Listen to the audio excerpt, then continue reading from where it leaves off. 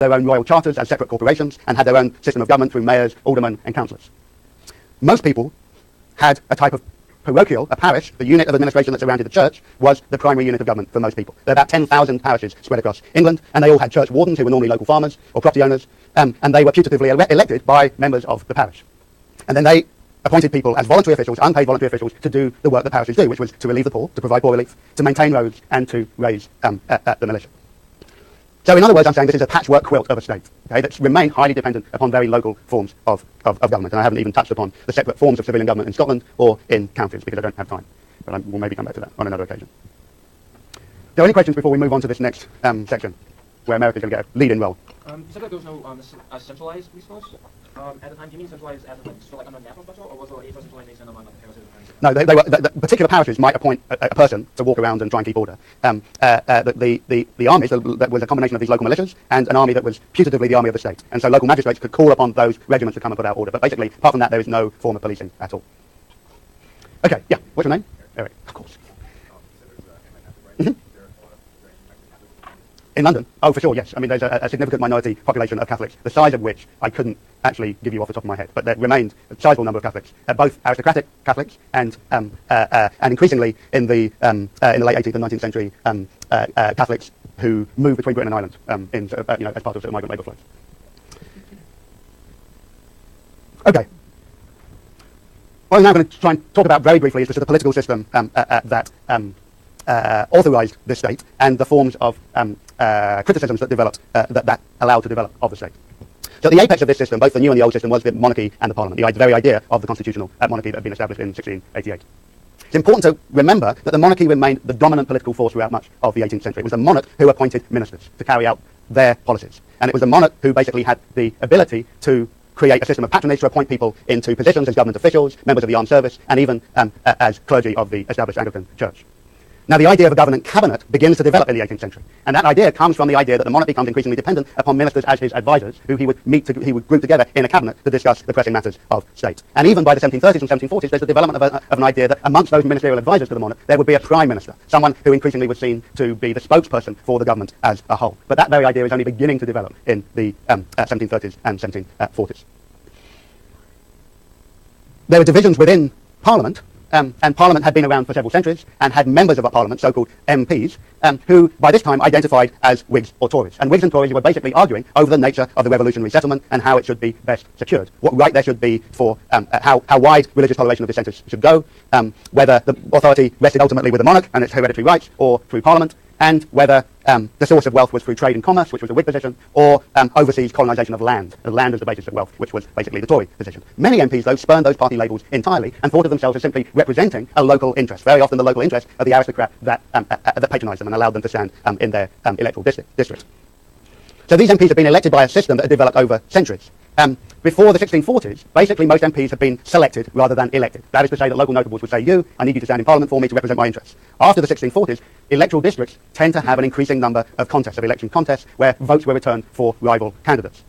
But even then, nobody really knew how elections were going to work. Nobody really knew who should have the vote or how they should vote. All of that stuff was up for grabs. And it was really only after 1688 that electoral system, that is the very beginning of the system that we live with both in the United Kingdom and in the United States, began to develop and be codified.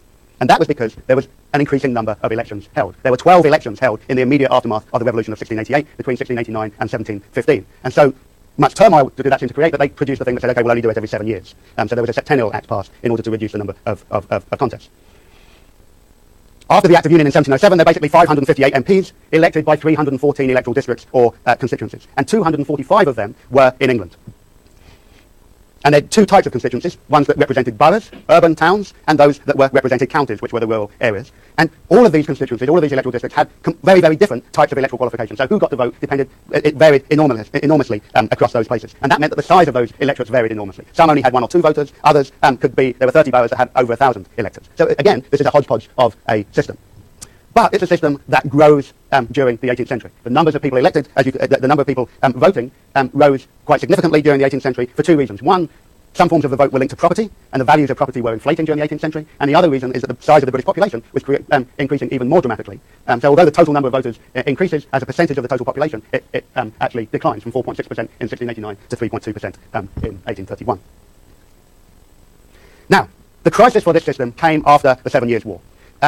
This was the big global war of the 18th century. It was a war basically between Britain and France and then eventually Portugal and Spain for the control of territories across the Mediterranean, the Americas, the Caribbean, South Asia and West Africa. At the end of that war, Britain emerges triumphant and extends its colonial territories. It secures Canada and gets Quebec and Newfoundland. It gets Florida as part of its North American colonies, and it takes control of South Asia. But George III, who was then king, had an advisor called Lord Bute, a Scottish advisor called Lord Bute, who was deeply criticised for their handling of the peace. Britain had won the war, but many people thought they lost the peace because in that peace agreement they agreed to hand back Cuba and the Philippines, Martinique and Grenada. And many people thought that was an unpatriotic thing to surrender territories that had been conquered. And the other reason why this was a moment of crisis and that people were very critical of Bute and George III was that the cost of the war had been so immense that a whole new series of taxes were introduced in order to cover its costs. So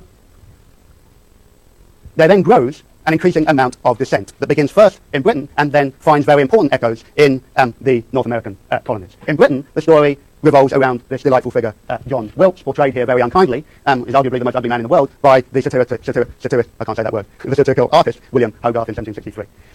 Wilkes was an MP, he was a libertine, a good time boy, enjoyed his life very much, enjoyed the company of many people and good lessons of alcohol. But he got into hot water not for his personal behaviour, but because he did something that was unprecedented. He criticised in his journal, The North Briton, in the issue number 45, alluding to the Jacobite Rebellion of 1945, remember Lord Bute is a Scot, criticising the King's speech for the outlining of the peace terms of the 7 Years' War. This was the first time that the King had been personally criticised by a member of Parliament.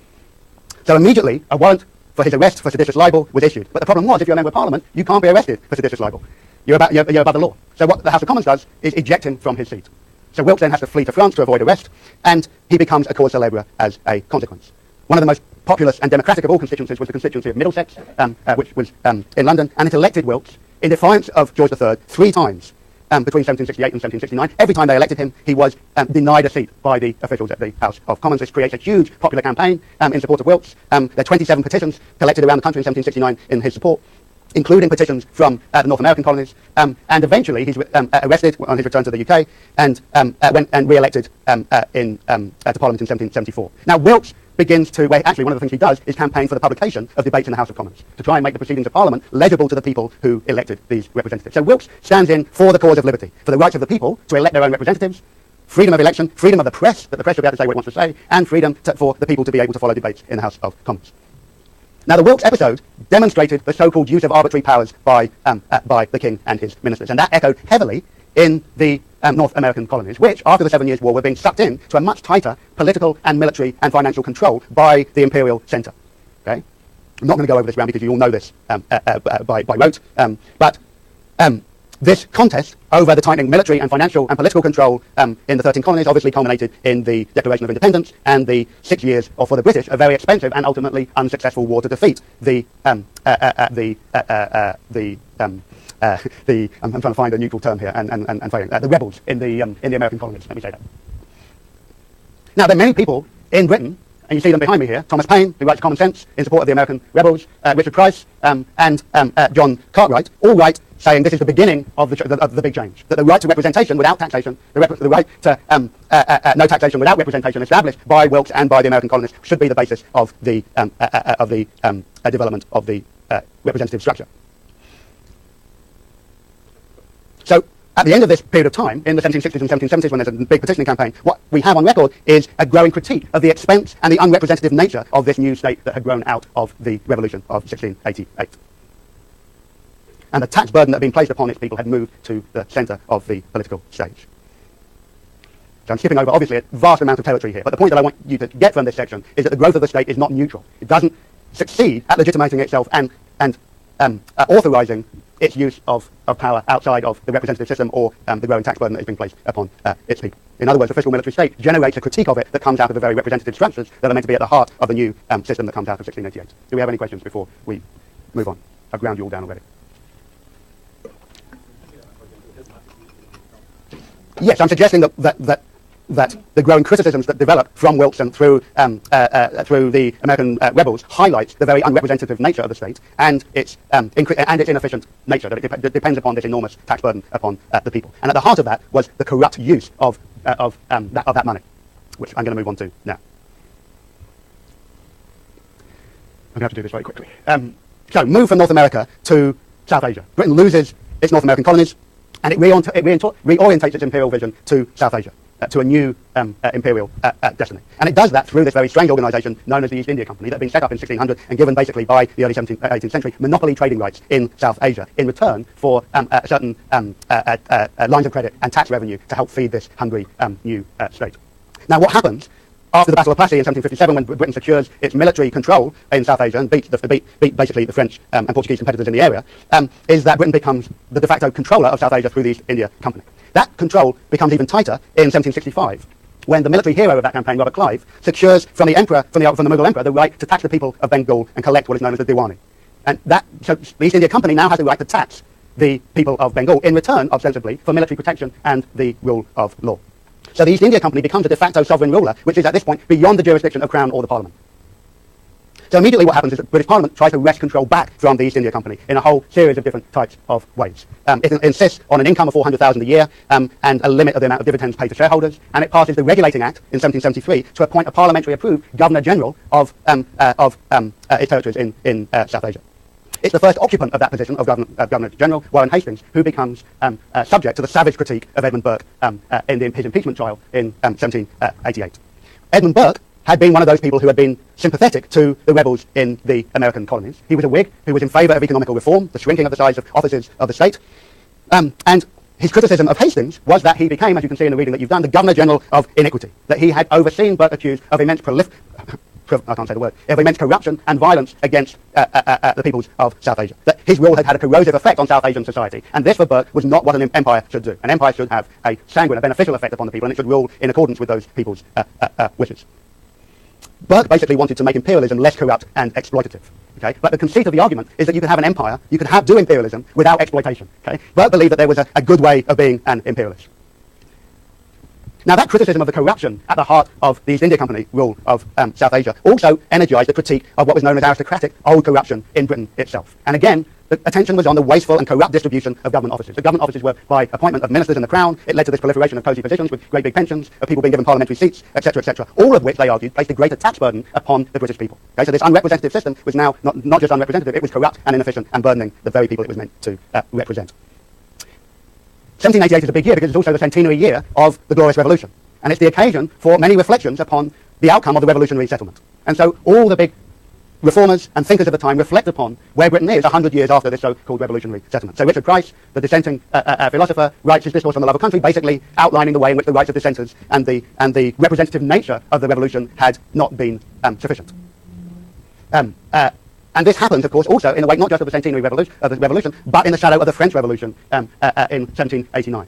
So for Edmund Burke, the Whig critic of Warren Hastings now switches sides, effectively. Burke now, basically, in his response to Price, says, look, you can't possibly have a system in which is not based upon precedent. You can't have constitutions based on new principles. They have to be built upon the authority of the past. And then comes the far more radical responses to Burke by Thomas Paine, again, remember, a key supporter of the American Revolution, and Mary Wollstonecraft, both of whom try and expand the democratic potential. Burke by saying, look, this has